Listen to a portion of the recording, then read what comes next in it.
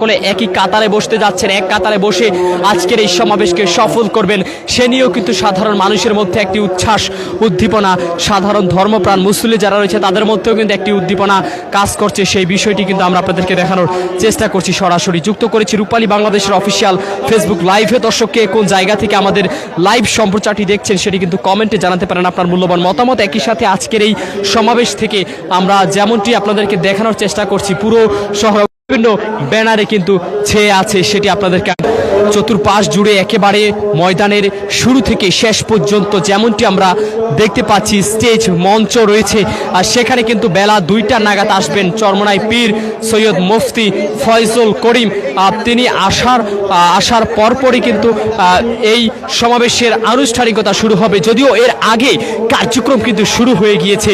সকাল থেকে দেশের বিভিন্ন প্রান্ত থেকে আসা ধর্মপ্রাণ সাধারণ মুসল্লিদের উপস্থিতির মধ্য দিয়ে কিন্তু আমরা দেখতে পেয়েছি পুরো সমাবেশটি একেবারে কানায় কানায় পরিপূর্ণ হওয়ার দ্বার প্রান্তে, এবং সাধারণ মুসল্লিরা তারা কিন্তু অনেকটা উচ্ছ্বাস উদ্দীপনার মধ্যে রয়েছে। দীর্ঘদিন পর আসলে ধর্মপ্রাণ মুসল্লিরা সকলে একেবারে একই রাজনৈতিক ব্যানারের ছায়ায় তারা আবদ্ধ হতে যাচ্ছেন, সেটি নিয়ে তাদের মধ্যে উচ্ছ্বাস আর উদ্দীপনার শেষ নেই।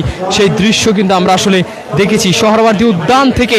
এই মুহূর্তে পুরো উদ্যান জুড়ে এখনও কিন্তু রাজনৈতিক যে নেতাকর্মী যারা রয়েছে, ইসলামী আন্দোলন বাংলাদেশ, জামায়াত ইসলামীর, তাদের সকলের মুখে মুখে বিভিন্ন স্লোগান কিন্তু উচ্চারিত হচ্ছে, এবং তারা প্রত্যেকটি স্লোগানের মধ্য দিয়ে কিন্তু আসলে জানাচ্ছেন আজকের এই ঐতিহাসিক সমাবেশটি সফল করার জন্য তারা আহ্বান জানিয়েছেন ধর্মপ্রাণ মুসল্লিদের প্রতি, এবং এই সমাবেশ থেকে তারা ঐক্যের ডাক দিবেন এবং আগামী নির্বাচনে জোটবদ্ধ না হলেও ইসলামপন্থীদের পক্ষে একটি মাত্র ব্যালট বক্স থাকবেন প্রতিটি আসনে, এমনটি কিন্তু আসলে ধারণা করছেন, এবং এমনটি কিন্তু আসলে জানানো হয়েছে ইসলামী আন্দোলনের পক্ষ থেকে। এর আগে সংবাদ সম্মেলনে তারা কিন্তু এই বিষয়টি নিশ্চিত করেছেন। সেই দৃশ্য আপনাদেরকে আমি দেখানোর চেষ্টা করছি। সরাসরি রূপালী বাংলাদেশের অফিসিয়াল ফেসবুক লাইভে যুক্ত হয়েছে আমি মাহবুবুর রহমান জিসান।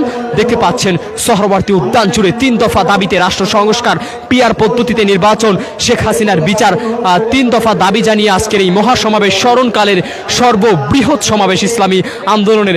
এমনকি এটি মূলত গণ অভ্যুত্থান পরবর্তী সময়ে 5ই আগস্টের রাজনৈতিক পট পরিবর্তনের পর এই প্রথমবারের মতো এমন বৃহৎ আকারে সমাবেশ শুরু করতে যাচ্ছে ইসলামপন্থী রাজনৈতিক সংগঠনটি। সেই দৃশ্য এই মুহূর্তে আপনাদেরকে দেখানোর চেষ্টা করছি, এবং এই সমাবেশকে ঐতিহাসিক মহাসমাবেশ, স্মরণকালের সর্ববৃহৎ মহাসমাবেশ হিসেবেও কিন্তু আসলে উল্লেখ করছেন ইসলামী আন্দোলনের পক্ষ থেকে। আপনারা দেখতে পাচ্ছেন এই মুহূর্তে সোহরাওয়ার্দী উদ্যানে এখনও কিন্তু আমরা যেমনটি দেখতে পাচ্ছি প্রত্যেকের হাতে হাতে হাত পাখা